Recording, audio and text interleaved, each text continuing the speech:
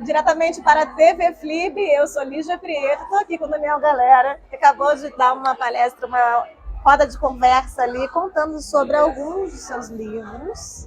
E eu queria saber com você, Daniel, que no comecinho eu peguei uma informação que você disse que começou a escrever muito cedo. E você disse que começou a escrever muito cedo e logo em seguida você já resolveu construir uma editora, já fazer os seus próprios passos. Como foi esse enfrentamento para se entender escritor e encontrar a necessidade de publicar? Pois é, eu comecei a escrever, na verdade, eu tinha uns 18 anos, né?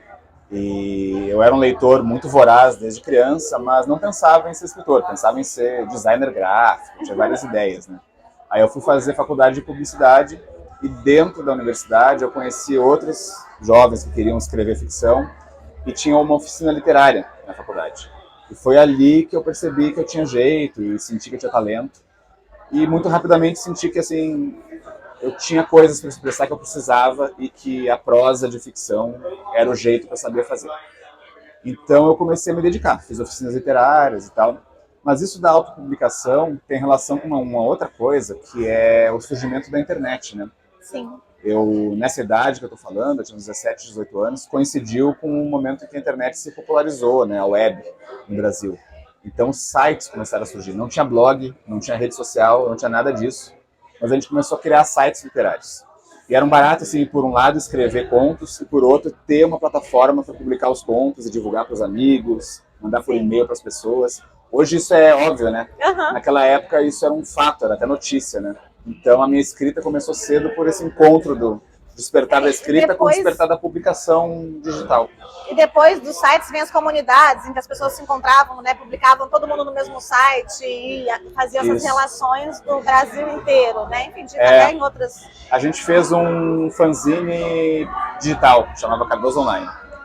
E depois, em 2001, eu e alguns desses amigos lá de Porto Alegre, a gente criou uma editora, aí de livros em papel, que se chamava Livros do Mal, que era justamente para publicar os autores que estavam surgindo na internet e não conseguiam espaço nas editoras tradicionais. Porque naquela época não olhavam para a internet, achavam que era coisa de adolescente, que só falava da própria vida.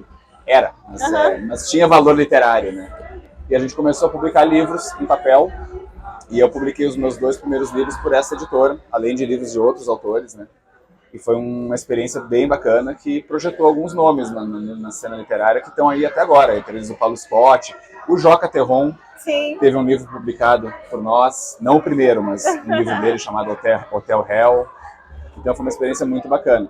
Aí eu fiquei alguns anos nisso de autopublicação e até 2006 que eu publiquei o meu primeiro livro para uma grande editora, que foi o Mãos de Cavalo. Aí desde então eu sou publicado pela Companhia das Letras e estou nesse outro mercado. Né? Falando em mercado editorial, então, você percebe que hoje tem um outro tipo de movimento, porque eu acredito também que há uma dificuldade ainda dos jovens autores publicarem. Você acha que essa questão que você encontrou lá atrás, lá em Porto Alegre, teve um avanço hoje no Brasil? Eu acho que teve alguns avanços. Eu acho que tem mais editoras publicando novos autores e, sobretudo, o que é muito importante, novos autores de vários tipos, né? Várias etnias, gêneros, origens, experiências. Isso é uma coisa que melhorou muito em relação à época que eu comecei. Então tem uma variedade maior de pontos de vista, de lugares de fala. Isso é a principal mudança que eu noto. Mas a dificuldade de conseguir publicar um primeiro livro, ela ainda segue.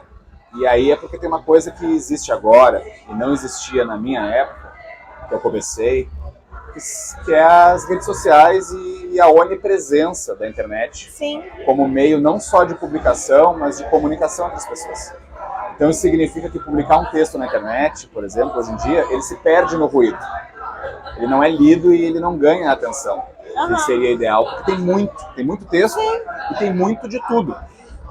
Então é uma armadilha, né? A internet permite que os autores estejam lá se divulgando, falando com outros autores, publicando piada, publicando meme, mas publicar livro, a internet ajudar a publicar livro, às vezes não ajuda muito.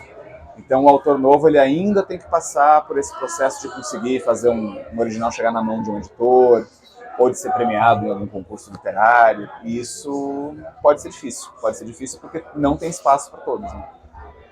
Não tem, e esse caminho você acha vem, então, publicação, premiação, e aí esse caminho vai, com certeza, se abrindo. Não é com certeza, não tem fórmula, né? Eu soube ao longo dos anos de muita gente boa, atores que queriam estrear e que tinham um texto ótimo e tiveram muita dificuldade, né? Ou não conseguiram, ou demorou muitos anos. E aí também entra a subjetividade dos editores, entra os interesses do leitor, entra a sorte, tem muita coisa que pode pesar, então não é fácil, assim, mas ao mesmo tempo sempre foi um pouco difícil. Então o que eu sugiro em geral é que os autores, em primeiro lugar, divulguem seus trabalhos na internet, mas de uma forma na dose certa, né? Sem exagerar, sem ficar importunando os outros com um monte de postagem, que seja uma coisa bem feita, cordial, profissional, com bom humor, mas assim, sem excessos. Sim. E que tente escrever os textos em concursos, que tente formar comunidades de novos autores que podem se ajudar para fazer antologias, para criar um site, etc. E envie seus originais para editoras pequenas, não só para as grandes também, né? Mas para as grande variedade de editoras pequenas, que em geral estão mais predispostas a ler um original de um autor iniciante do que as grandes. Sim. É isso, tem que tentar de tudo e na maioria dos casos, e tem que ter talento também, tem que esquecer dessa parte. Mas que você vai construir, inclusive, a partir de uma escolha também, né? Você fala, não, eu entendi, eu fui estudar, eu fui fazer isso, fui fazer aquilo. É uma busca de uma formação, de uma prática, de leitura, de intercâmbio com outros autores, então é uma entrega e... A gente pode chamar isso de talento, essa dedicação, esse olhar, essa escuta do mundo. E, enfim, escutar a própria voz, sentir que ela é necessária, porque, né, quando a gente quer ser escritor, não pode ser... Vaidade faz parte da escrita, mas se for só por vaidade, não vai levar. Aí a chance de acontecer alguma coisa legal é mínima. Então tem que ter a vaidade, a vontade de querer ser escritor, sim, legal, mas aquela sensação de que tem algo que eu quero muito dizer e o jeito de dizer é a escrita. Eu acho que isso é o mais importante. Isso é muito legal e ótimo para a gente finalizar esse encontro muito rapidinho. Legal. Então escutem suas próprias vozes e acreditem num caminho muito estrutural construído. Isso aí. Que não há um caminho único. Muito obrigada. Eu te encontro na TV Flib.